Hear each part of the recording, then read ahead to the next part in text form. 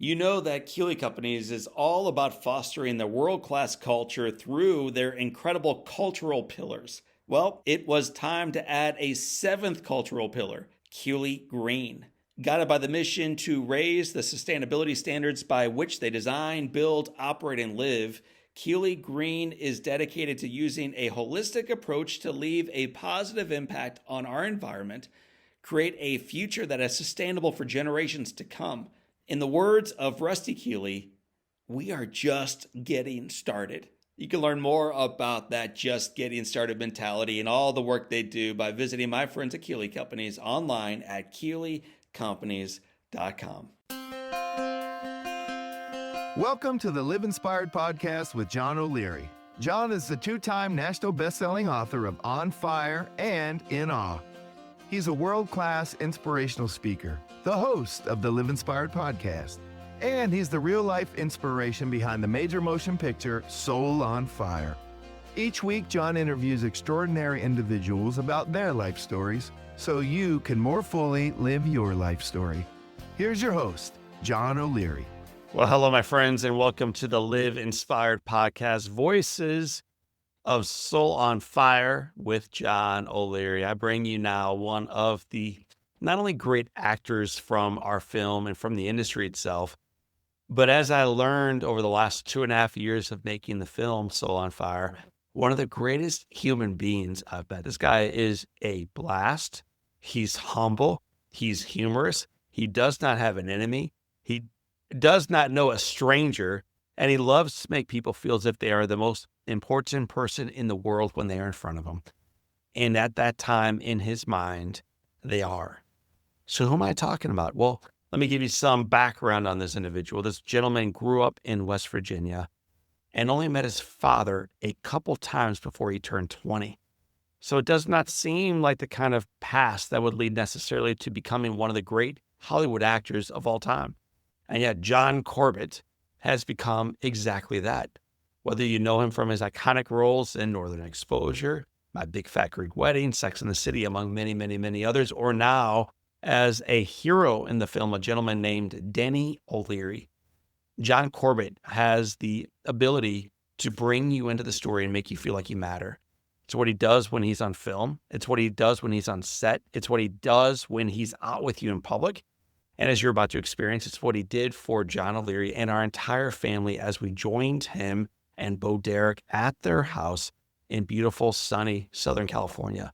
You're going to love this conversation because you're going to ultimately love the gentleman that I'm having it with. His name is John Corbett. And rather than reading through this long bio of what makes him so incredible, I'm just going to step out of the frame and bring him into it. So family, friends, viewers, listeners, do me a big old favor, sit up, get ready to rock and roll with my brother and now yours. His name is John Corbett. John, welcome to Live Inspired with John O'Leary. Today, I have the distinct honor of traveling to California with my wife and children and visiting with two friends. And right now I'm recording with one of them. His name is John Joseph Corbett Jr. So husband of Bo Derek, friend of John O'Leary, John Corbett himself. Welcome to Live Inspired with John O'Leary. Thank you, buddy. Yeah. I'm a husband for 3 years now. We've been married for 3 years. We just went on our honeymoon, our belated honeymoon. And I said, where do you want to go, baby? And we went to January. I've never been to Paris. So she said, let's go to Paris. So we went to Paris for a week and got a sweet little hotel and walked around. I think we took a taxi to the airport on the last day. And that's the only time we had transportation. We walked everywhere. It was great. For many of our guests around here, John, I introduced them by talking about how they were an astronaut or they climbed Everest. When people think they recognize you, or maybe said better, when you introduce yourself to someone who does not know you, and they ask you, John Corbett, what do you do? When you answer that question, man, what do you do for a living? How do you respond to that? If I were on an airplane and I sat down next to somebody for a 3-hour flight and they didn't recognize me, and I would probably say, if they didn't recognize me from 40 years of television and movies, which happens. It happens. But if they didn't, I would probably say I was retired. I wouldn't say I was an actor because the next obvious question is, what have I seen you in? So I will end up talking about my work for most of the flight, which anybody who works, that's kind of the last thing you ever want to talk about, whether you're a heart surgeon, actor, or a TV repairman. When you're not doing it, you think about it when you're doing it, but when you're not, it's kind of a boring conversation, right? Especially for an actor, because then it just becomes you talking about yourself and maybe what is William H. Macy like, you know? And so, when they don't, that's usually what I say. I'm retired. From what? And I'll say I started in the steel industry with my dad in 1980. So I'll generally lie and just say, from the steel industry. And it's dead there. And then we're not talking about me anymore. So what you're hearing from my friend John Corbett is the humility that I saw when he was out of retirement and on set, and why he was everybody's tied for favorite person to spend time with. Just anyone you bumped into while you were on set, or walking in and out of the hotel, or in and out of a restaurant while in town, loved their experience with you. And what I found, John, with you and kind of doing a little bit of legwork is that's universal. You're beloved where you go, man. So I'm excited to share part of that story of love with our listeners and viewers. You've been living it now for a few years. So let's back up the train a little bit out of Hollywood. Okay. We're going to back all the way up to West Virginia, Wheeling, West Virginia. Yeah. May 9th, 1961. That's when I was born. Let's go all the way back, man. So let's just spend some time talking about Sandra, your mom. Yeah. Okay. What do you want to know? I want to know what she was like as a mom, growing up in particular. Sandy had me when she was 20. She met a guy in a bar named John Corbett, who was just out of the military, out of the Army. And they did the dirty. And 9 months later, I came along, and John had left for California to work for Firestone Rubber Company. And so I don't think John saw me, my dad, until I was probably almost a year old. He came back, loaded us up in a car, and we drove just about an hour south of where I live here by Santa Barbara to a town called Oxnard, where we lived until I was probably almost 3 years old. And then Sandy and John was also only 20 years older than I was, split up. And we took a train back to West Virginia and lived with my grandma and until I was 18. And in those intermittent years, I saw my dad, I think, once every 6 or 7 years. His family lived across the river in Bel Air, Ohio, from Wheeling, West Virginia. I saw him about every 6 years for a weekend. You know, he was very nice, but I didn't know him. I just showed up on his door in 1980, 79 or 80, after I graduated from high school. But Sandy, back to Sandy, she worked in a hospital. She worked in the supply room, cleaning things and repackage them in the hospital that we were both born in. The same doctor, Dr. Joseph, delivered both of us, who was my doctor until I was about 8 years old. She didn't graduate from high school. She was very funny, very pretty. When I was 5, she ended up meeting a man named Bill, who was a coal miner, who was her age. And they got married, I guess, when I was maybe, 10. But they were together till my mom died in 2012. And Bill and my real father died in 2010, funny enough. Bill and John. So Bill was a coal miner, very simple man, very almost like Forrest Gump. Very simple man. I called him Bill. I never called him Dad. But Sandy had a wicked sense of humor, was a tough woman, would get into a fight, carried a gun in her purse, used the F word a lot. And as you know, I'm not going to use it today, but it's a noun. My mom was that close to turning the volume down. Mom, we're fine. John is on his best behavior today. He's pinching his legs to make sure he does not curse, but he's going to be fine during this episode. If I can share the F word with you, when I must have been 6 or 7 or 8, my mom was a mom, but also like a sister, right? And Bill had my stepdad, instructions. This is not your child. You don't discipline this child. So when I was 6 or 7, we would be screaming F you to each other. Can you imagine the look on my buddies' faces when this little 6, 7-year-old boy is screaming and she's screaming it back to me? So, we loved each other so much, but we grew up in this little part of Wheeling called East Wheeling. It was probably, our neighborhood was 80% black. We were one of the 20% white families there.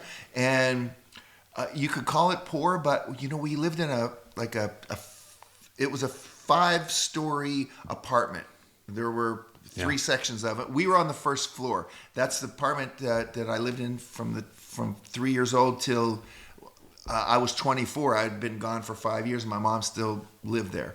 I think the rent when I left home was $80 a month, but my mom was great. She went to the Salvation Army and she got great furniture, and she was way ahead of her time. She would paint chest of drawers, and our whole place was new shag carpeting, and we had like a black leather couch. It was very clean. She painted everything, so it looked just like when I was growing up, just like the house maybe the Partridge Family or the Brady Bunch lived in. Even though it was in a kind of bad part of town.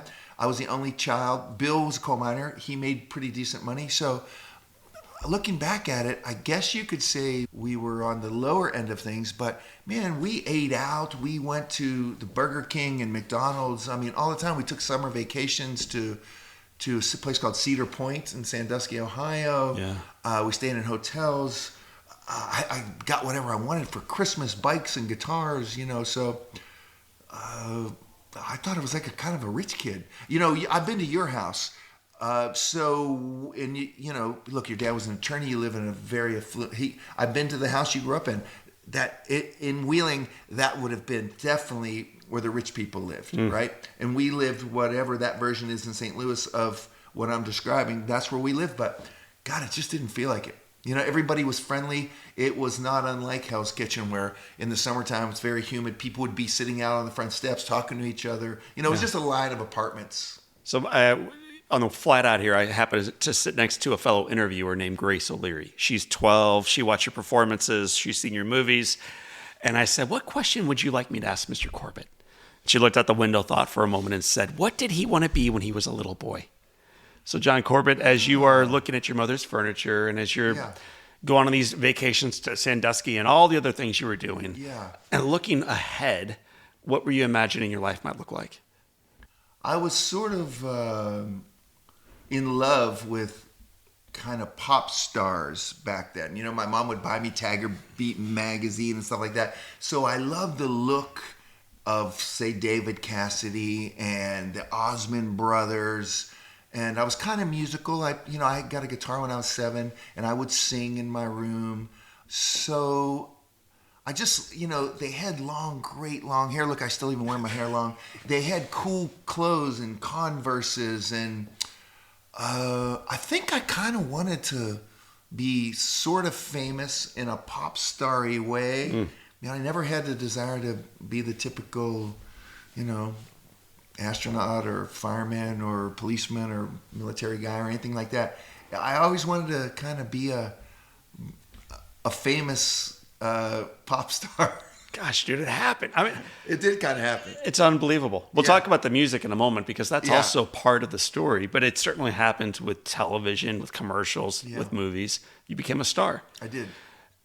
You left Wheeling, and we could spend a whole podcast talking about growing up, but let's leave for a minute. You went out to California at about age 18? Yeah. Why? Drove out.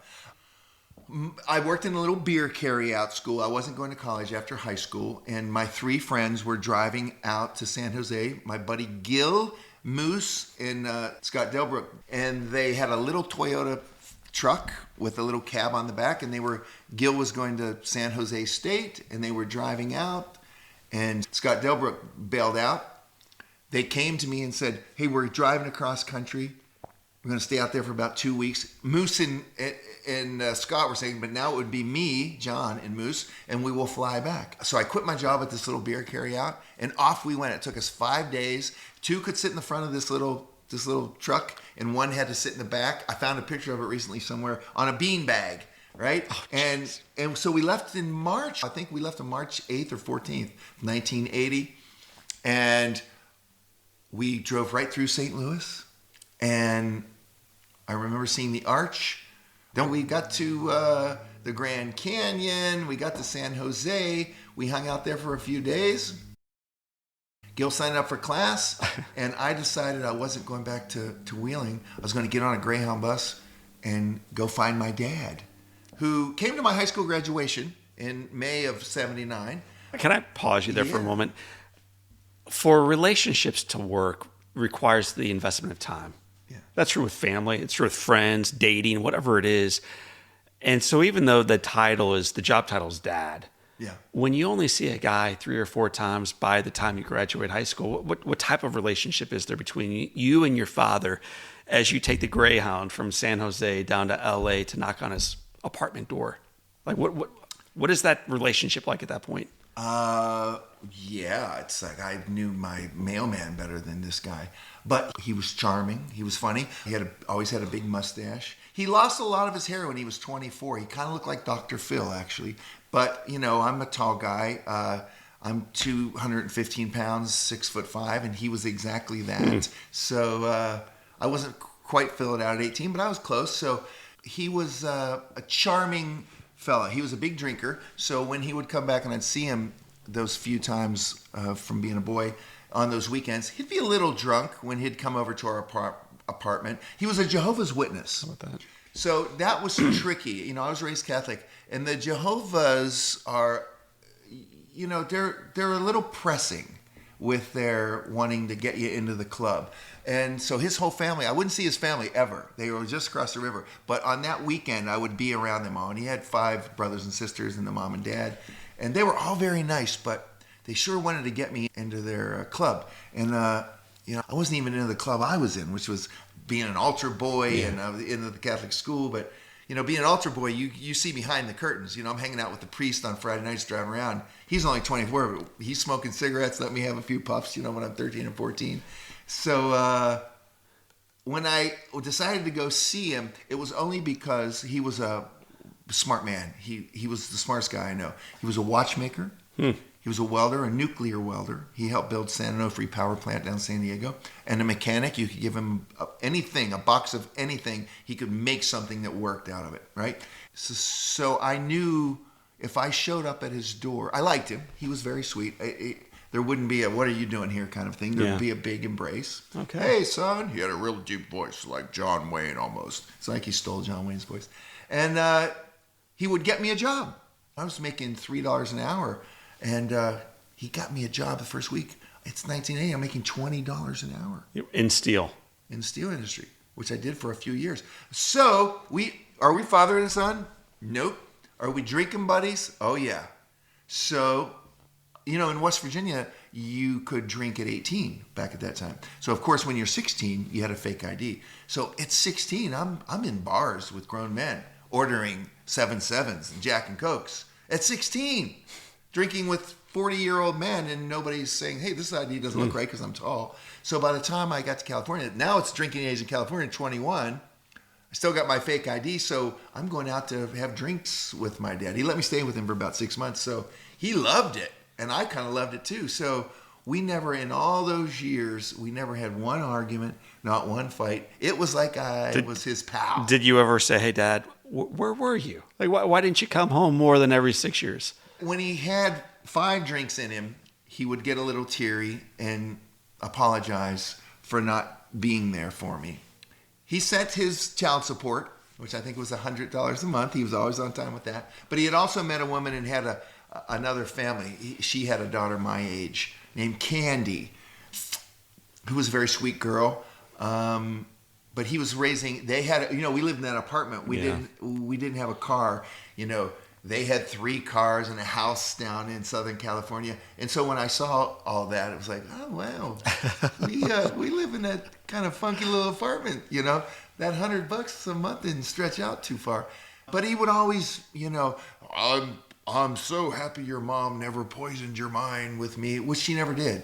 She never did at one time. And I didn't care. Yeah. Because he was my drinking buddy, but he wasn't a great husband. cheated a lot, and he wasn't a great father, yelled a lot, right? So if I'd have grown up with this guy, I'd have been a different guy. I would have been squelched down, I think, because that was kind of his nature. I think he was just too afraid to maybe lose me a second time. And I'm a fun kid, so I don't think he wanted to ever get in a position where I'm like, hey, buddy, done. I don't need you. See ya. So you, when you are on flights now, tell people you're retired. Yeah. I know better. Not only do I know that you're still working, I also know you've had a wild resume that got you into this career in the first place. So I'm going to walk through a couple of your jobs. All right. And tell me what you learned positively from them. Okay. So hydro testing. Yeah. What did you learn in the years that you worked with steel? Hydro testing. You're the only guy that's ever said hydro testing except me and the other hydro testers. Well, I need to figure out what it is, man. So tell me what you learned that meant something to your later on life. This was in the Boilermakers Union, and we were at the base of the San Bernardino Mountains, and it gets cold. Don't get fooled, folks. In California, it gets cold. And we were in a big open-ended on each end factory, right? Where the wind would just howl through. We were making pipes for the oil fields in Texas. And they're probably 100-foot long, as big around as you can, make a circle with your arms and touch your fingers, an inch thick. We would make them. They'd be on a big assembly line. So by the time they got to us, we had to get them into this machine, which would buckle up each end of them and put about 17 or 1,800 pounds of pressure of water in there to make sure the welds would hold down on the ground, which probably 1 or 2 out of 10 wouldn't. And this thing, it almost killed a guy one time. It hit him. He went flying 40 feet. So, there's a big assembly line of them. So you got to move quick, right? And there's a guy working the machine and 2 guys hustling these things into the clamps. From the first minute of the first test, you are soaked. It's like a 20-foot tidal wave. When they back that thing off, all that pressure, it just washes over you. You have some like rain gear on, and it's like, oh man, you're freezing cold. We had a gas fire there where we would stand and try to warm up, but you're soaked. And we worked 10 hours a day, 6 days a week.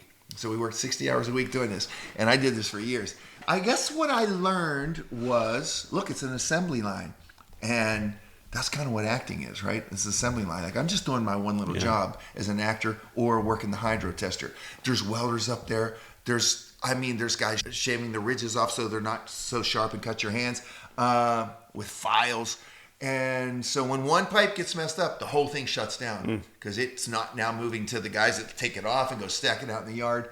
So I learned a kind of, not a military, I've never been in the military, but a kind of a work discipline. Right? I had to get up. You didn't mess around. You got to be at work.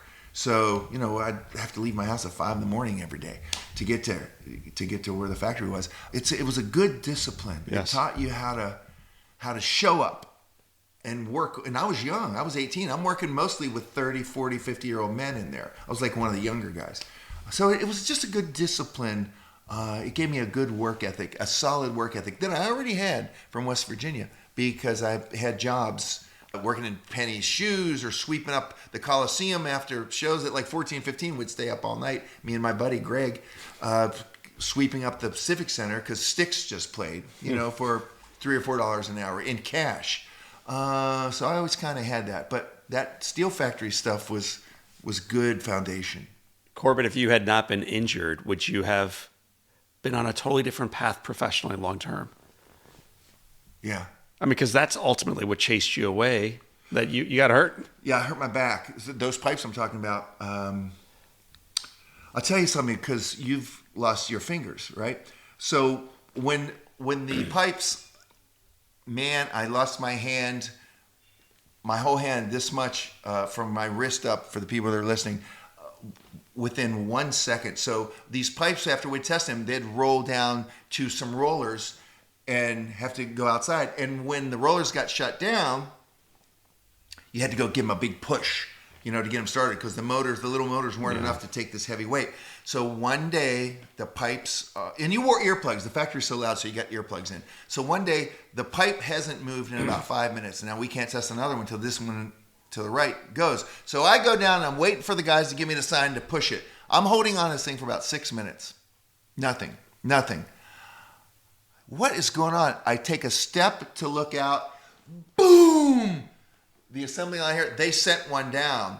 And the weight, and shut the thing off, but the weight of it kept it going for like a minute. And they're yelling and screaming, and I can't hear them, right? Because some of the loudest thing. If I had stayed there one more second, that pipe would have hit this pipe like this and have taken my whole hand off. And I still think about what life would have been like with my right hand missing, you know? And there's nobody that understands that more than you do. But that would have severely, altered my life, because look, you don't have fingers, but you just played the piano for me in my house. Coldplay. I mean, it was amazing to, you figuring out how to do that. Most of us have our fingers in our hands and we grab stuff and we don't even think about it. It's like your eyes. You're looking around. I'm looking at me. I'm looking at you right now. We don't think about it. But imagine what it's like for a blind guy. Yeah. It's like, I wish I could see for 2 seconds.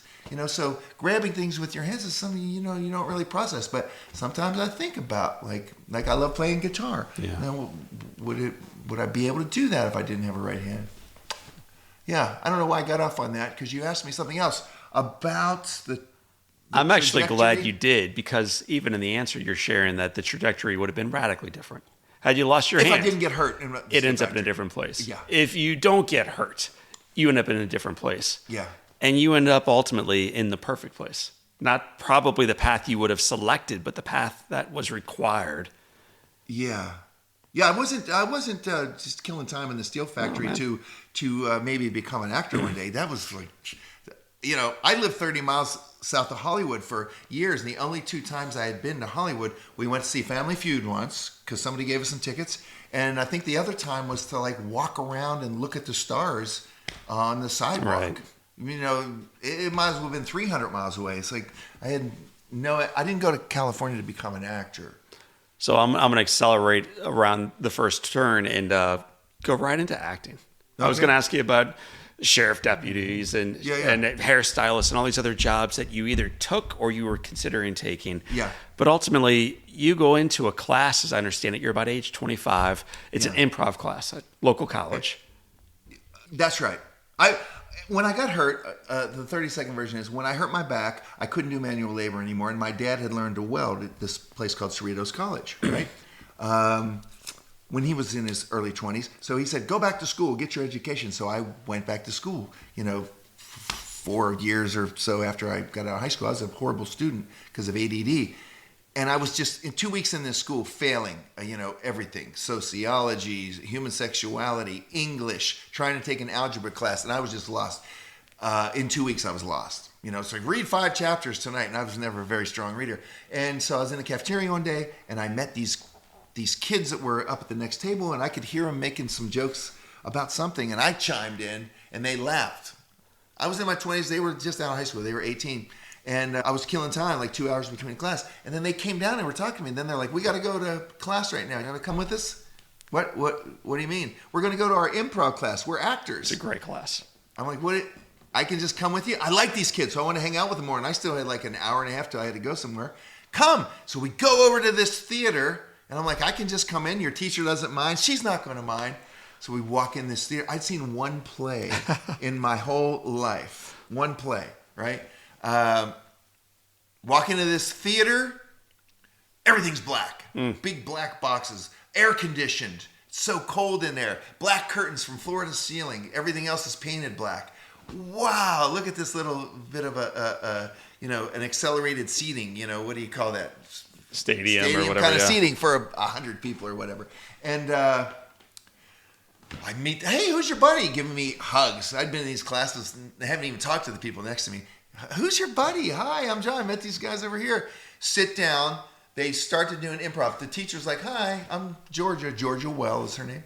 I'm sitting there watching. At the end of it, she goes, John, would you like to get up and do an improv? Now, it's not my nature to get up and do that, but I was always kind of a funny guy, right? My friends always thought I was funny. And I'd seen what they were doing, thinking, that's not that hard.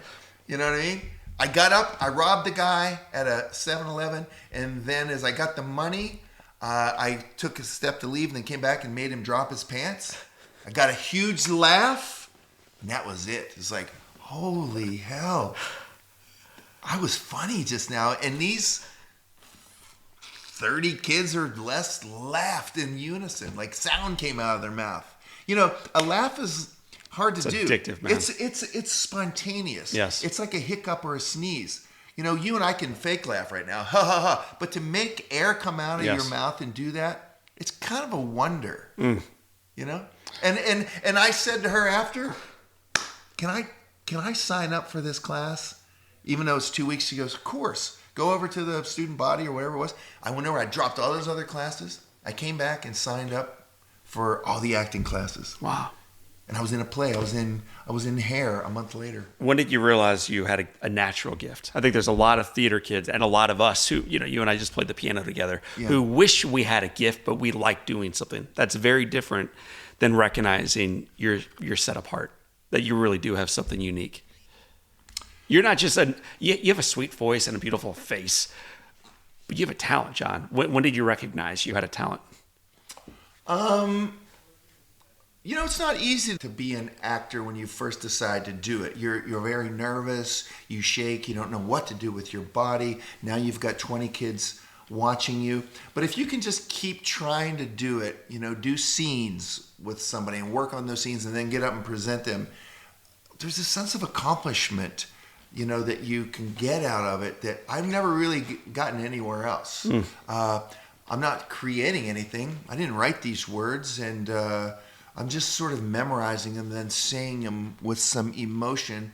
I'm trying to say them as if I'm saying them for the first time with this lady who I've been married to for 10 years, but I just met her, you know, 3 days ago. And we're trying to create this fake relationship that's as real as it can kind of be. And when you sort of learn how to do that, it takes a lot of failing, but when you sort of start to learn how to do that a little bit, it's really a good feeling.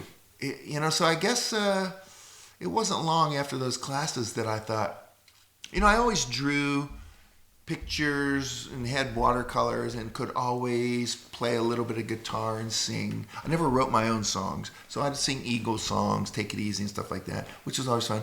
But I never felt like I was, you know, kind of making something.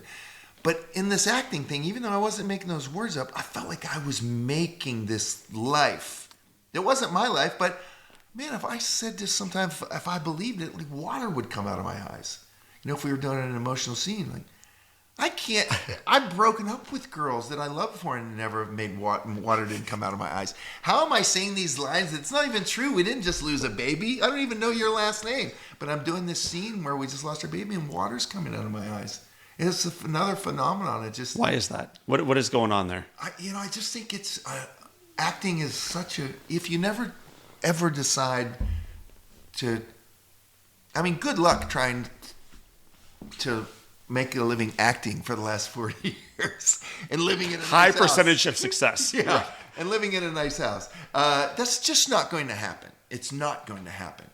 But if I'm suggesting to people out there, wherever they live, at their little local community college, if you have the time and can take an acting class, it's feels awesome. good. It's like if you take a yoga class or I don't know, and it's an expression.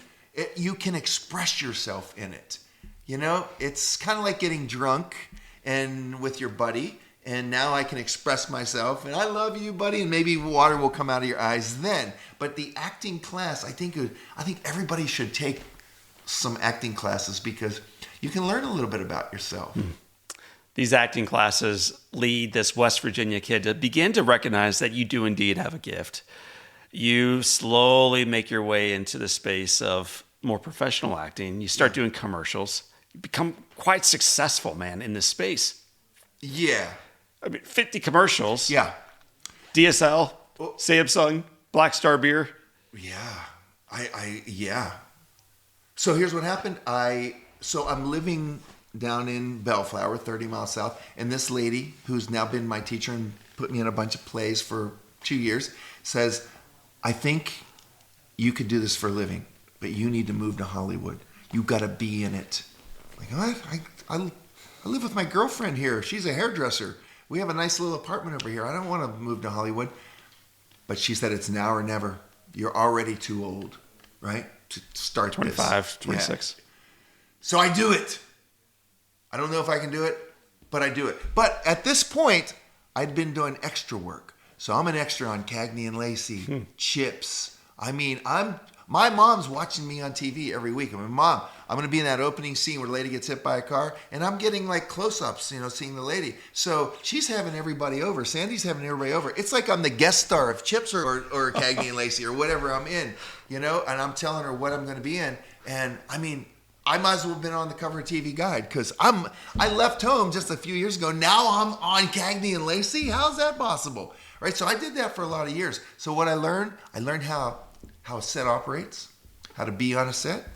I'm around stars. I was in Jason Patric's first thing. Here's Lindsay Wagner and Peter Coyote over here. I'm learning how to see what's this guy doing holding this thing up here. So I'm really now like a pro on a set. Even though I'm just the background player, I'm an extra. I know who's doing what and I know what's what.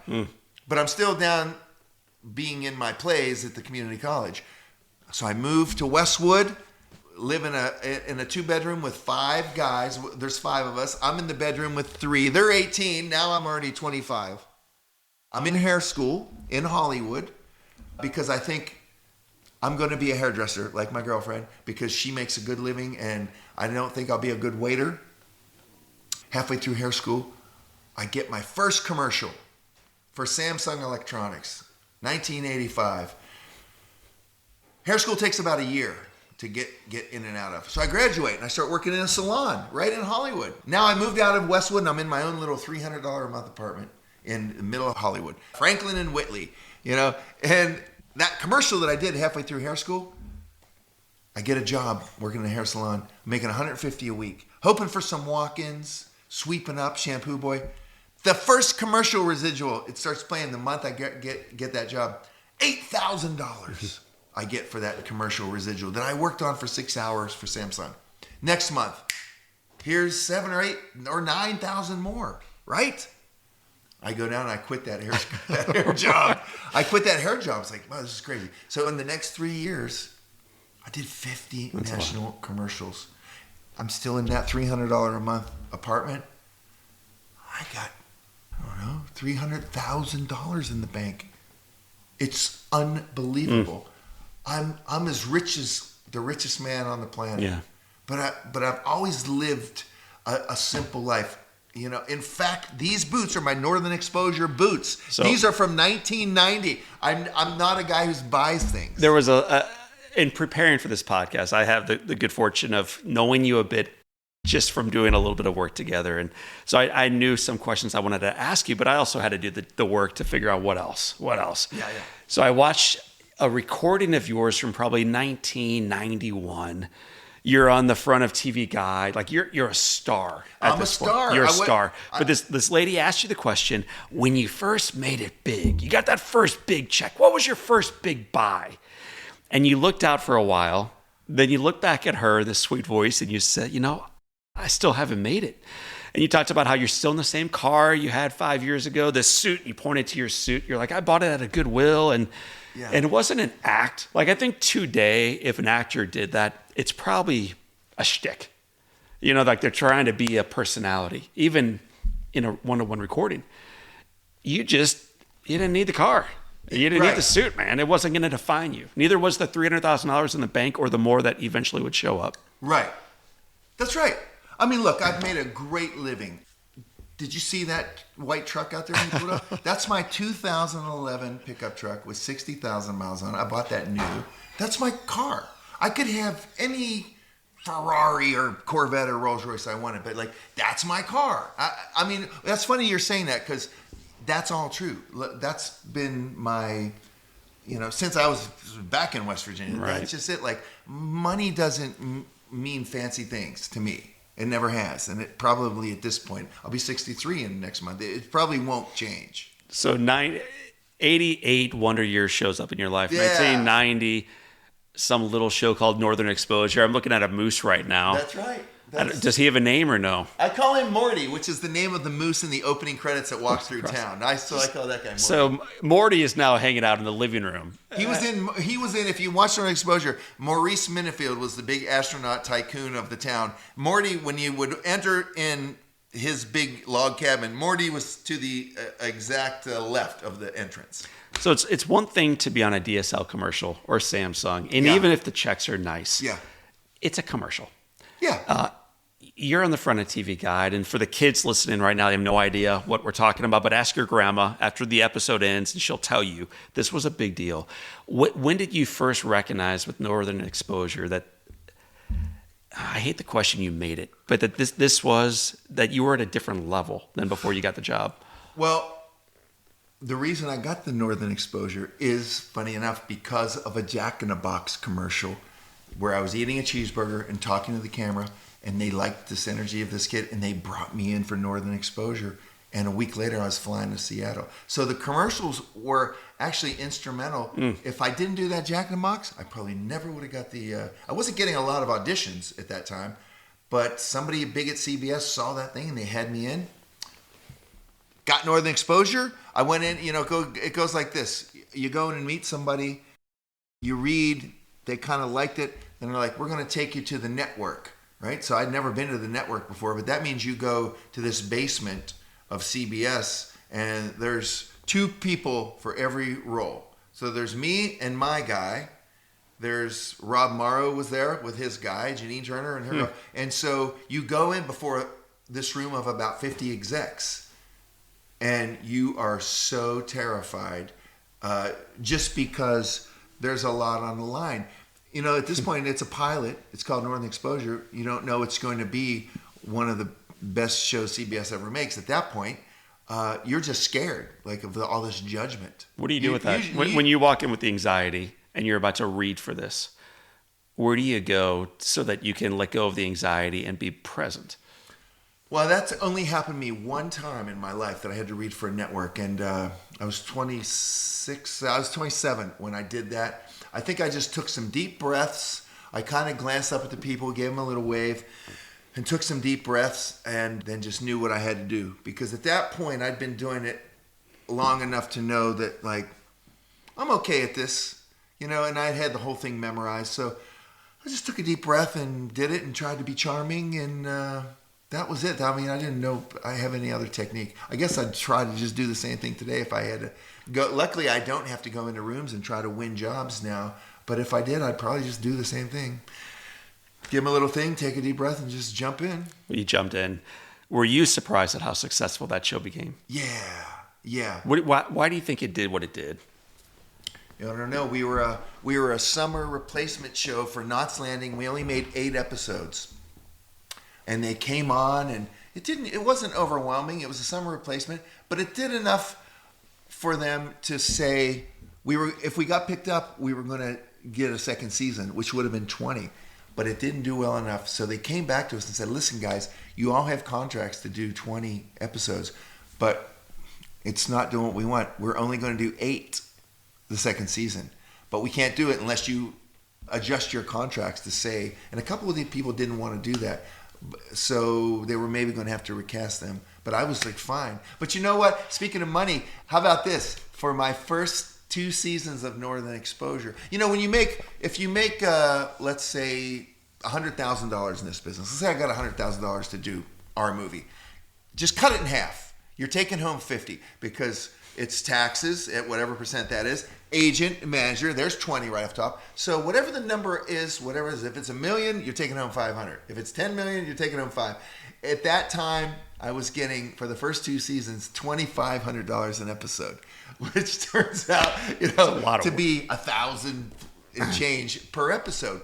Even in the fourth season, Friends are already on, right? And these guys, I was getting, this is so funny, I was getting $7,000. I'd been nominated for an Emmy, a Golden Globe, my 4th season of Northern Exposure, and because of the contracts, I was getting $7,000 an episode. So I'm getting $3,500. So everybody, all my whole family, they thought, I was super rich from the commercial money. Yes. I wasn't super rich, but who's not rich if you got $300,000? But I was not getting rich from Northern Exposure. I didn't know You know this. what I mean? Yeah, it's so crazy. It's so crazy looking back at that show, how little they paid us and how much they got out of it. But it was so fun. You talk about, look, I left in 80, and 10 years later, I'm, like you said, I'm on the cover of TV Guide. I'm on this hit top 10 show, and we were in top 10 for a long time on CBS. So, my wildest dreams actually did come true. I mean, we could spend so much time talking about Sex in the City, and our listeners would turn up the volume, or My Big Fat Greek Wedding, and they would turn the volume up even more. We're not talking about my private life here. He's talking about a TV show. We're just going to keep talking about your private life, because in 2002, you're going to the Oscars, I believe, and you're dateless. And so, and make sure I'm getting the facts right, but I had lunch today with a friend outside, and the only reason I had lunch with her today is because in 2002, you were set up on a date. Yeah. Take me back through that. So my friend, who just died a couple of months ago, named Norby Walters, he died at 92.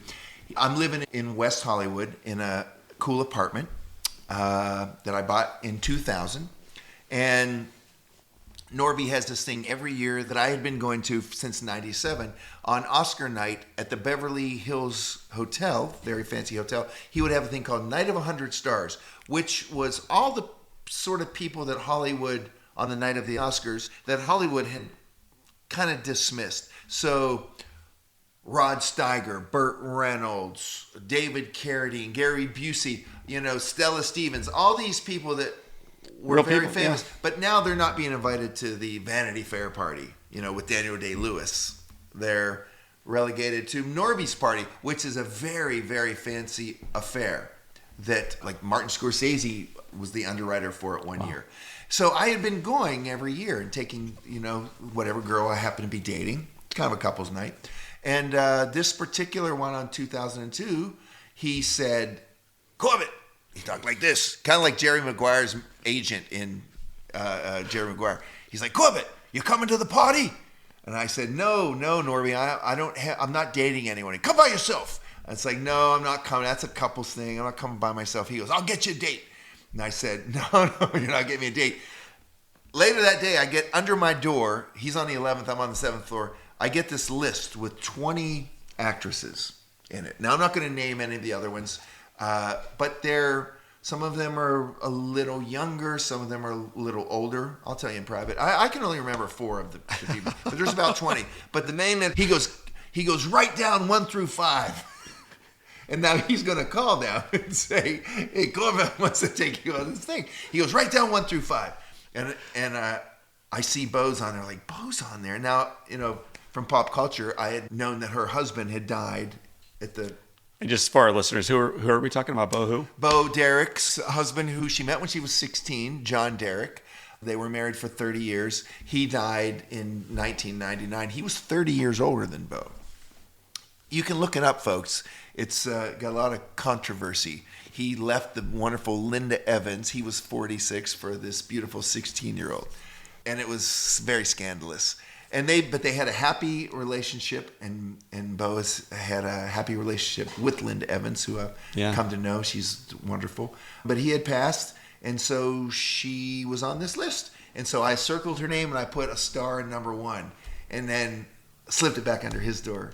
And he calls me on the phone and says, 1 name? Corbett, 1 name? I go, it's Bo or nobody.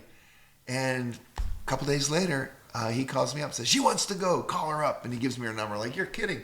And so I call her number. And I said, hi, Norby gave me your number. She goes, is this John? And I said, yeah. And she lives here in the house we're in at that time. But she happened to be her good friend, Merv Griffin, who became my good friend, was taking her to the party at Norby's, right? But Merv came down with a flu. So it was just meant to be that Norby somehow got in touch with, he didn't call Bo, he didn't know Bo that well, even though he knew her. He called her representative. Yeah. She passed it on to Bo, and Bo's like, I love him on Sex and the City, I'll go with him. And she just happened to be at Merv's hotel. He owned the Beverly Hilton down in Hollywood for a long time. And she was about a mile from me in West Hollywood. She goes, let's go out to dinner. I'm going out with my friends. the thing was like in a week, right? She goes, if we like each other, we'll go. And if we don't, that'll be that. And so we don't have to get tied down to the whole thing. I came down, hung out with her and her friends. We had dinner, some drinks, and we've been together ever since. Crazy. It's a beautiful story. Yeah. And it's so providential and so unlikely. All of it is super. Your whole story, John, is supremely unlikely. I'm going to read something that Bo said about you, not to me directly, although she would outside. Okay. I think agree with these comments. She was asked, what is it about John Corbett that you love? And then this is the answer. It's that twinkle in his eye. It's his humor. He has a lot of joy in him, and I feed off of it. The simplest things can make him so happy, so he makes my day brighter because of that, too. And he's got a wicked sense of humor. Aww. So that's what Bo Derek, Perfect 10, I never heard that. said about John Corbett. I don't give away my sources, man. That's how I get them. I made up that. I ChatGPT just... I'm like, say something nice about Corbett. I can't find anything online, and it made up that line. That's so sweet. That sounds like Bo's words. It is for sure from Bo. It's a beautiful line. But you hear that. What is it about her? You're a popular guy. You could be living anywhere with anybody. And 20 plus years ago, you and Bo chose each other. Yeah. So what is it about Bo Derek that you fell for and remain fallen for? Yeah. You know, funny thing is, I was aware of what Bo looked like and the Bo Derek hair braids that she had back then, but I never saw 10. So the thing she's most famous for at that point, I never saw it. I never went to the movies to see it, and I never saw it on TV.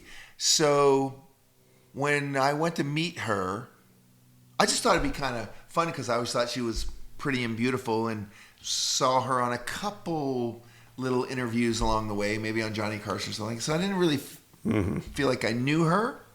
I was captivated by her face. Funny enough, when I was in high school, 10 came out, I think in 79, and I was with my little high school girlfriend at her house. I remember it was on a Sunday, and our local Wheeling paper was a big, thick paper like they always are on Sunday, and there was an expose on Bo because the movie just came out. And I remember looking at that picture of her, and I can still, like I talked about, like it happened yesterday, I remember thinking, wow, I wish my girlfriend was that pretty, right?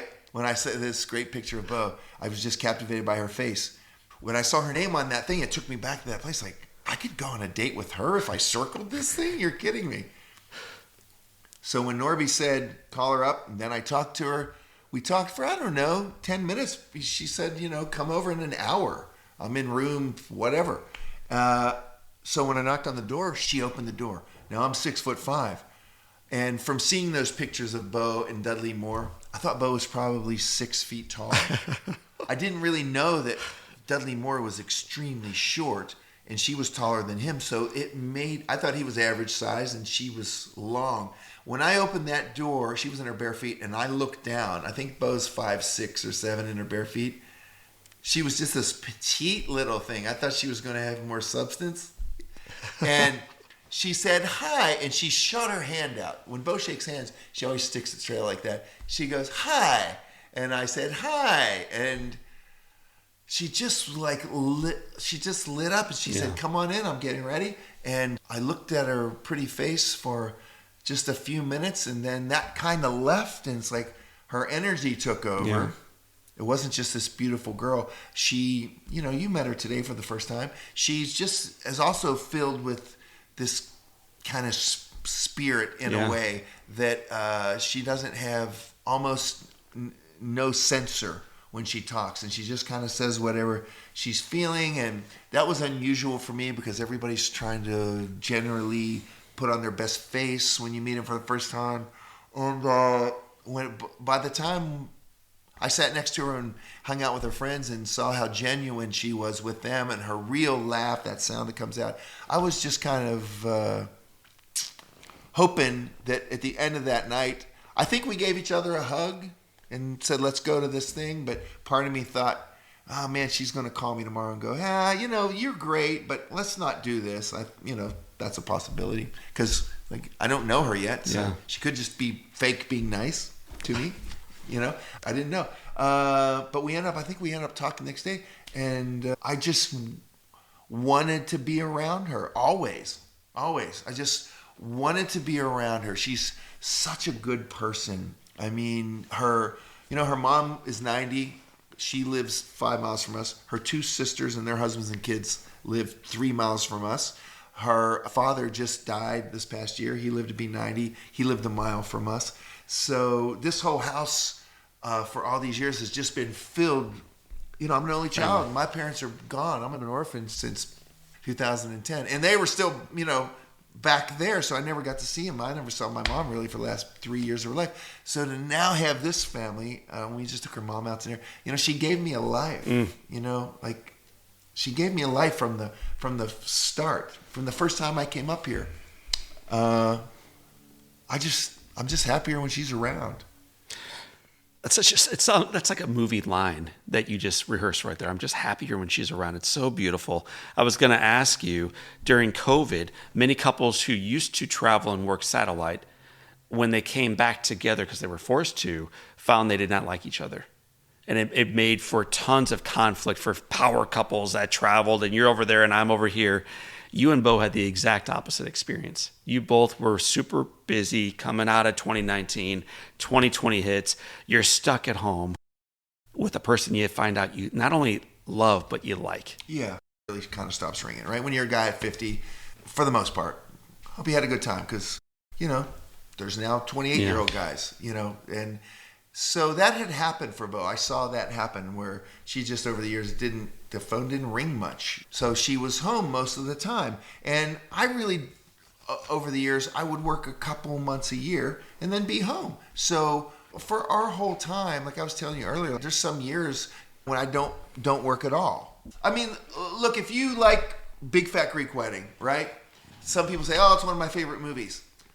3 weeks. I mean, I worked on that for 3 weeks. So, it's had some longevity, but that took 3 weeks of my time. Our movie took 2 weeks, and that's I did that. That's the only thing I did this whole year. So what do I do for the other 50 weeks, right? Bo doesn't really work much. So we were kind of used to that already before COVID. If it did anything, it reinforced how much I like to stay home. Because if Bo didn't insist that we go out to dinner with people, I never do. Seriously. I don't really ever, her friends are my friends. I really don't have many friends. I got some guys I talk to on the phone that aren't close by, but she's lived here all this time, so she's got a lot of friends, so they become my friends. But I never suggest that we should take Larry and Leonard out to dinner tonight, So when that all stopped, I realized I could just never go out ever again. And I was the guy going to the store risking COVID with the mask and getting our shopping. I didn't want Bo to die. I was going to be the first one to die. And so we spent so much time at home. Her mom and dad at that time were older. We didn't want to give them the COVID. So that all stopped. They didn't come over. COVID was bad for people who, like me, are a little bit of a shut-in. Because then it reinforces I'll be okay. I never actually have to see people again. It's a bad thing because I've always kind of been like that, a recluse. I think it's being an only child and not having tons of friends when I was a kid. It was bad for me because it took me a while to, when we finally could take friends out to dinner, I didn't want to go. Why don't you go? Take your sister.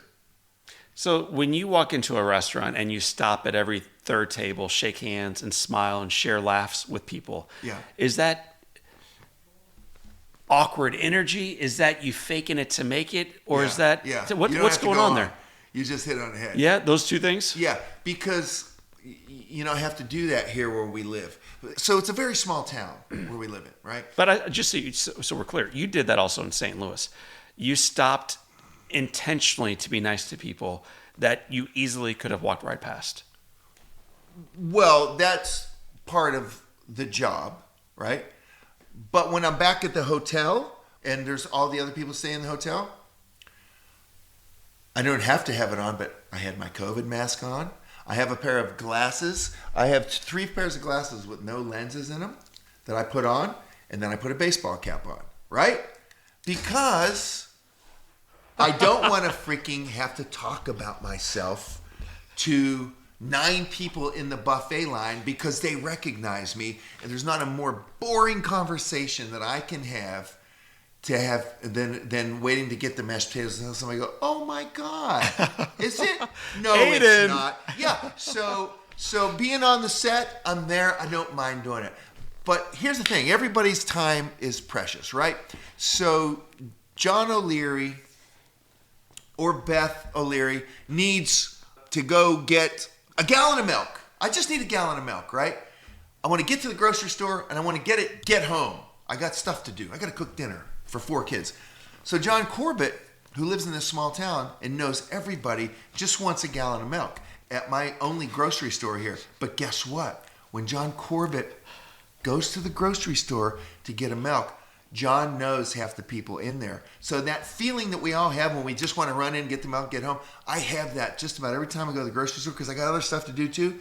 So just a trip to the grocery store, I'm going to talk to 3 people, tell them what Bo's been up to, what I'm doing. And just when I'm done with the last one, I'll hear, "I thought I heard your voice." And now I got to do it. And so that's every single time. Sundays, no, I don't get Sundays off. Whenever I want to go to the grocery store, it's that. So sometimes I feel like talking. And I'll go to the coffee shop and I'll get my latte and I'll sit there. And I hope that I see Sam or Leonard or Larry or Sally and go, "Hey, how's it?" I might yell out to them if they don't see me sometimes. So sometimes I'm in the mood to chat. I'm going to pivot. You know John and Beth. You know their 4 kids. You also know John's mom and dad. You spent some time in their house because you shot a movie called Soul on Fire at the latter part of 2023. Yeah. Dude, you get pitched a lot of scripts? No, not at this age. That's all behind me now. No, Question. I don't get pitched a lot. I got a great agent. I've never done anything to promote myself. I don't have a manager. I don't have a publicist. I'm on no social media. Right. You can't find me on any social media. You won't see a picture of me and my feet at a beach. So my whole career I haven't been aggressive about it. Trying to get a job by being seen at a party or anything like that. So now I'm at that place where would I rather go? I told you this earlier. Would I rather go to Little Rock, Arkansas for 6 weeks and stay in a Holiday Inn for a little bit of money and do a movie that I can do in my sleep? Because nobody's asking me to be in Schindler's List Part 2 as Schindler. It's always the nice guy boyfriend. Hey, chase the girl or chase Kate Hudson around the kitchen for an hour and a half and get her in the end. And that's my fault. Because I made all these romantic comedies, Sex and the City, Big Fat Greek Wedding, Serendipity, Raising Helen. So that's all people think of me. Even in our movie, to get to play your dad is a variation of those kind of characters. It's like that's rare that somebody asks me to do something like that. But now at my age, they're not really asking me to chase a girl around the kitchen anymore. That's now somebody else's job who's younger. So that means the phone rarely rings with work, and that's okay. You gotta know when I feel bad for the guys that still think like my biggest movie's right ahead of me at 63. It's like, no, it's not, buddy. It was in 1989. And there's a lot of people that think like that. I just know where I am in time and space. So you talked about chasing the girl around the kitchen. You did not have to do that for Soul on Fire. You did have some pretty complicated scenes, though. You did have some running, maybe around baseball fields and around houses and around hospital wards. Yeah. So what was it about the script for Soul on Fire and eventually the reality of Soul on Fire that attracted you into the film? Generally, the people out there don't know the movie business. So when you get a script, it's about 100 pages. It's an 8x10 size, 100 pages. And it's like a song. Like let's pick Roxanne, you don't have to put out the red light, right? By the Police. Now, when I first heard that song when I was in high school on the car radio, I didn't need to hear the whole song. I knew 15 seconds in that I like this song. I didn't have to wait till the end and go, do I like it? So a script's like that for me.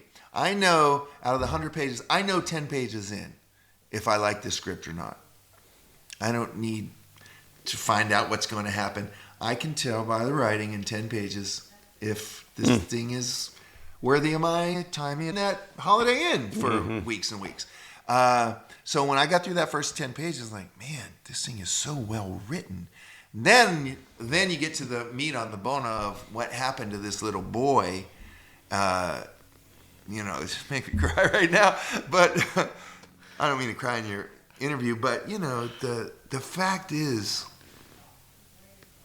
what happened to you is nobody can really ever understand it.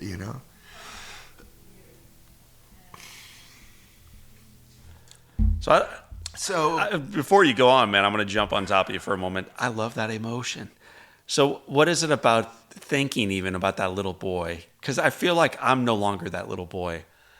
I'm this old dude with 4 awesome kids and a beautiful wife outside talking to Bo Derek. They're having a blast. I'm in here with her husband and we're having a blast. Yeah. So that little boy struggled but doesn't struggle. So I don't feel that emotion anymore, and I haven't seen that emotion from you yet. And I'm curious, what was it about thinking about him that brought it out of you? Oh, just, look, if I were your father for real, I got to play your father, right? To a little boy, we're just both actors, but they made the result of his body from the, immediately after the fire, within minutes or hours, you look incredibly real from having 100% of your body burned. And I've seen other photographs of what you look like when it happened. So I don't have kids, but I know what love is. And I know if I saw Bo like that, I would probably, if you were my son, this sounds harsh, and it's probably been said before, maybe it hasn't, but if you were my son at 8 years old, and I was your father, and I loved you as much as I love Bo or anybody else I've ever loved, I think I would. I would want you to die. Yeah. Because I would know what from this point on your suffering is going to be like. Trying to recoup from something like that. So I think I would just want you to be out of your misery as quickly as you could be. Because I wouldn't want you to have to suffer one more minute of this, let alone whatever the years were going to be. I probably wouldn't be able to think of years. I would just be thinking in terms of, what's this going to feel like an hour from now? Yeah. But then, for whatever reason, you just didn't die. And, it's now a blessing that you're here and you're in one piece, with or without your fingers. You're in one piece and you're always smiling. But in the moment of that, I would not, you're here, I have horses, I have German Shepherds. If my German Shepherd was completely burned, I would want him to stop suffering immediately. Yeah. And I think a lot of people would feel like that. I mean, you now have your own kids, and your imagination can say, I never want to, I've burned myself. I got a burn right here from a cigar that a guy burned me with. I can remember how that one little thing felt. I can't even imagine the feeling of your parents looking at you and seeing the suffering. Like everybody says, if it was Bo, I think of her as somebody I love. She could be my child or my wife or my sister or whatever. If I saw her suffering like that, people say I would rather it be me. I would trade places, So to look at you, as the 8-year-old boy, is so. When we do those scenes, I didn't even have to imagine that it was somebody I loved. Just seeing that image of. For one thing, when we did the thing, I didn't want to. I caught a quick glimpse of the makeup job that they did on him, and I didn't want to see it. I want to kind of see it for the first time on camera.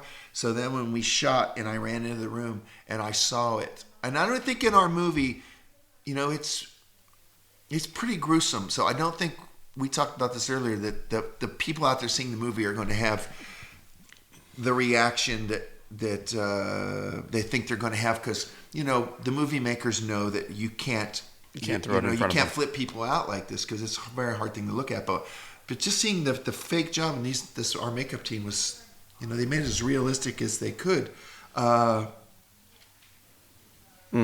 Yeah, I just, don't you think it's amazing that you lived? The whole story is a miracle.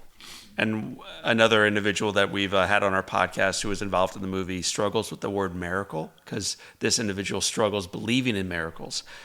And yet, as I was talking off air with this person, I'm like, what else can you call all of this stuff? When an individual example of one little thing, whatever the Jack Buck showing up is cool.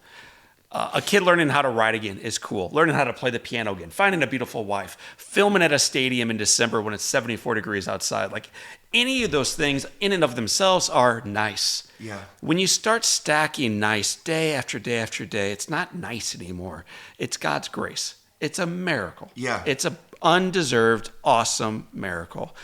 And I look at both that little boy for what he went through, but also the man that he eventually became, and I'm just grateful. Yeah. Like, that's, you said earlier, you always have that goofy grin on your face.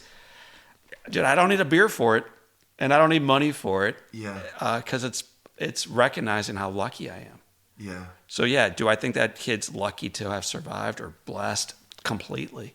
And not only to survive, but to have a robust life afterwards. Another thing that happens in our movie is it tells that story. So it's not enough to come home from the hospital and say, now endure. And we'll see you again in 60 years, and we'll roll you out of the house at that point for your funeral. I had a father and a mother who insisted I do more in my life. And without both of them, I would not be interviewing John Corbett today on his ranch in California. So I had mighty warriors making sure I knew that enduring this thing's not enough. Now it's time to go live. That's pretty awesome. Yeah. So yeah, it's a blessing. When you imagine people watching this movie, not just your performance, but everybody else's, including Terry, the makeup artist, and Justin Fears, and Johnny, and all these folks who did the work, man, among a couple hundred other guys. What do you hope people leave a theater with? So they watch Soul on Fire, and then they go home, or they experience it for an hour and 40 minutes. What do you hope they feel while they're watching that? Yeah, that's a tricky one because when you make a movie, they said on our movie too, and I've heard this on other movies, and people say this movie is going to change the world, right? I don't ever feel like any movie changes the world, but it can change the world that this person is living in this way. Moment. So if this movie's done well, look, bad movies happen all the time. It's all subjective. Did we make a good movie or a bad movie? I think we made a good movie, but it's out of our control because it's just pieces of a car now that have to be put together. Right. But here's what can happen if we make a good movie, and I feel like we've got the right people involved, and that's going to happen.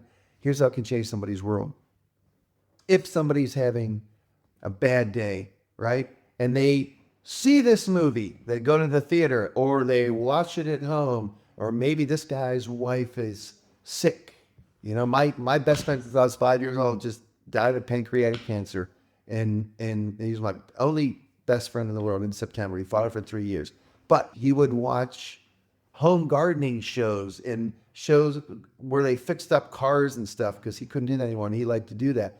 And those shows made him so happy. So if somebody's going through a hard time and they see our movie and it takes their mind off of, maybe I've got 3 months to live and I laughed, or I really cried. Maybe a guy hasn't cried because his wife's dying because he just hasn't put himself there, but he'll see this movie and the crying like I did. It's a kind of cathartic release, and that's a little world that can be changed. Yes. His little world. Is it going to change the Ukraine war? Is On Fire going to change the borderline crisis? No, but it could change Frank and Donna's world because they're in a world of hurt, and this gives them kind of a perspective on what might be possible. We agree on all of that. So since the final question, John has used the restroom. The dogs come into the house. Bo Derek has joined us in the family room. Seated next to Beth O'Leary. Henry jacked, and Grace as we wrap up our John Corbett interview on the Live Inspired podcast. Okay. John, you ready to run to the finish line? All right. Did This you time- get all the information? Did you get all the information you needed? And then some. Okay. John made me cry in my interview. I've never cried on camera before when it wasn't required to by the script, and then most of the time I couldn't do it. John made me I was very so emotional.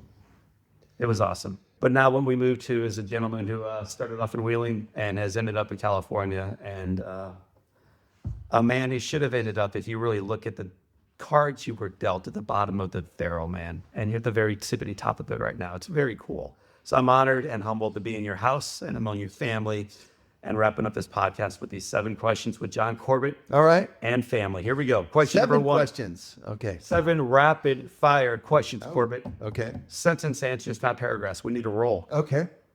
John Corbett, what's been the most impactful book you've ever read? Do you want me to say the Bible? No, I don't want you to say, I don't want you to give an answer. I want you to be honest with the answer. It's definitely not the Bible. I've never read the Bible. Only parts. What book do you ever pick up? Do you ever pick up The Great Gatsby or Charles Dickens and just start looking at the middle and going to the end, or Moby Dick, like, oh, just start thumbing through here? No, you pick it up from the beginning and you read it all the way through. Nobody picks up the Bible. Do you know anybody? Have you ever read the Bible from cover to cover? So I'm in mid-March right now for the first time, and I'm 46. So ask me again in 1 year and I'll have the right answer. The most impactful book, I don't remember who wrote it, but there's this book called On Fire that I think the guy's name is John O'Leary. John sent me his book. Yes, your book is very impactful. I'll name another book, but it's a fantastic book. I mean, you worked so hard on that book. I love that. And I think I'm using one of the things from the book in my real life, which is, you said quick answers, but the section of, I have to clean my garage, I want to clean my garage. I'm using that in my real life already. So folks out there listening to me, pick that book up. It's an amazing story, but it's also our movie. I'm not trying to sell you books for you, but if I had to pick a book, I read this book that was impactful called The Artist's Way. And it's just about opening up your creativities by named Julia Cameron. It's about opening up your creativity. There's 2 volumes, but The Artist's Way it's called. Yeah.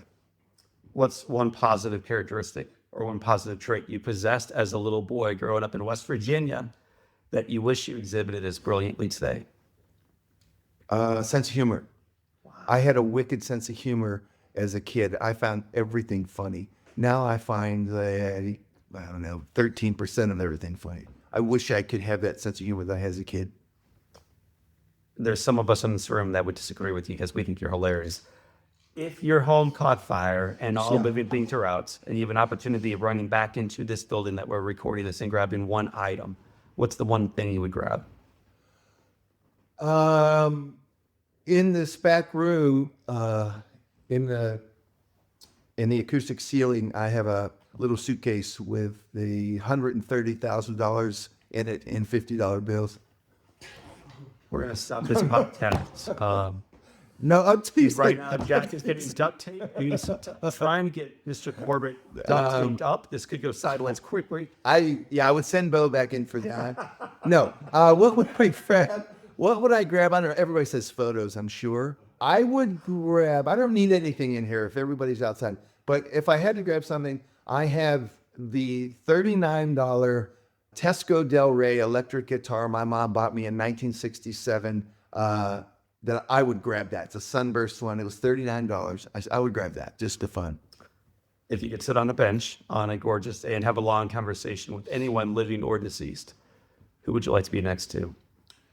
Well, my favorite thing to do in New York is sit with Bo Derek on a bench and make fun of people as they walk by in Central Park. But this, I wouldn't pick her for this because I would pick somebody dead. Why pick somebody living? You still might end up on a bench with them somewhere. So I would pick somebody dead because I'll never get a chance to sit with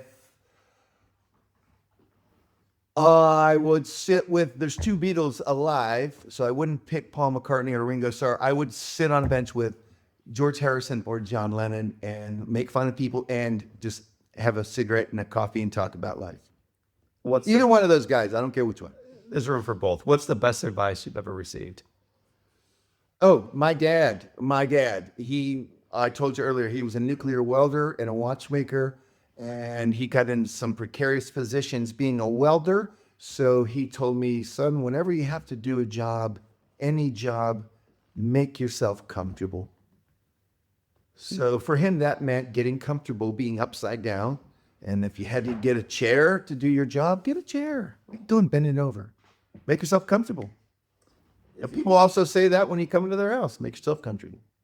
2 questions left. If you could give yourself some advice at age 20, what would that version of John Corbett need to hear? Pay more attention to everything and start thinking for yourself more. John Corbett, it has been said that all great people and actors and friends can have their lives summed up in one sentence. How would you like yours to read? The big dummy didn't miss much. The big dummy did not miss much. We feel fortunate to know that big dummy, to love him. Bo Derek is nodding her head. I thought she was sleeping earlier while you were talking, but no, she was just agreeing with you. The big dummy did not miss much, and we're grateful that he not only said yes to the life ahead of you, because you didn't have to, but you did. But that life said yes back to you, man. It's been an honor getting to know you, and we look up to you. We love you, and there's nothing you can do about it. So, John Corbett, I love you, and there's nothing. no, your mic is now on mute. You can no longer speak. I want to thank you for the time today, for sharing the beautiful Bo Derek and your house with us, and for being part of our movie. My friends, that is my buddy, John Corbett. Today is your day. What a gift. Live inspired.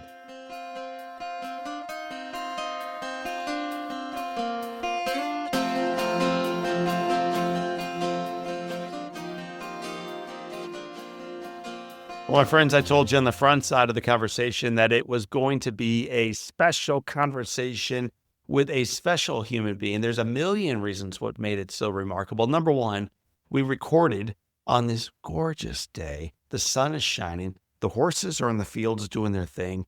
Bo Derek is making lemonade for my wife and kids on this ranch, and they're treating us like family. In what world does any of this make sense? None that I'm familiar with, and yet that is the world we stumbled into as we recorded Soul on Fire, so that's pretty remarkable.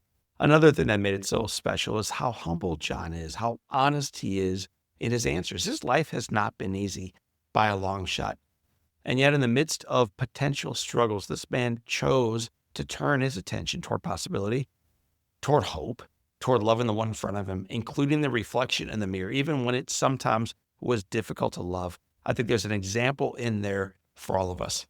Another reason why I love the conversation is he participated in the role of my favorite human being. Beth O'Leary's one of them. Susan is another one. But Denny O'Leary's my guy. Great dad, great mind, great heart, great sense of humor, great faithfulness, great agony for the last 30 years of his life. And yet my dad rolled into the sunset with joy in his heart. And that's exactly the person that John Corbett brought to life. I love you, and there's nothing you can do about it. So, my friends, we are now about a week into rolling the film Soul on Fire into theaters around the country and beyond. Number 5 movie in the country. Pretty freaking awesome, right? Pretty awesome. Congratulations to all of us on that. Maybe even more remarkable. According to audience response and reviews, it is the number 1 film in the country last weekend. It's incredible. So I want to thank you for checking it out. I understand, though, on this episode, there are a few of you somehow who have not yet seen the film Soul on Fire. There's even a few of you who've only seen it once or twice. I find that just shocking. So to understand where the film is playing, how you can get your tickets, how you can fill up a theater yourself, how you can fill it up with your kids, classmates, the people you work with, the people you work out with or worship with, do me a big old favor. Go right now to soulonfiremovie.com. Soulonfiremovie.com. Grab your tickets in your local theater. Grab tickets for your friends and family. It's an incredible, we're hearing, family-centric film. To be honest with you, I wasn't expecting this, but people are laughing and crying and profoundly moved at every age, not just 30s and 40s and 50s, but late into the 90s. I had a long hug from a 96-year-old recently, and then a 7-year-old reached out to me and thanked Mr. John for creating this coming-of-age movie for him. He said, I came in as a little boy and I left a full man. I don't even know what that means, but it's moving hearts and minds, and I want to make sure it moves yours as well. So go to soulonfiremovie.com, grab your tickets, be generous. Vote this time. Hollywood's a democracy. Vote with your attention, vote with your mind, vote with your dollars. Go to the box office, go to the theater, and let us know that you care about this film by then afterwards rating it on Rotten Tomatoes. It is an incredible way for us to ensure that not only do we touch more lives for good, but that we remain in theaters as long as possible. So family, we wrap up the John Corbett interview with this. I want to thank you for being part of our Live Inspired community. And I want to remind you of something you've been reminded of if you've seen the film, that the foundation is firm, that your life matters, and that your best is yet to come. So for this time, and until next time, my name is John O'Leary. Today is our day. What a gift. Live inspired.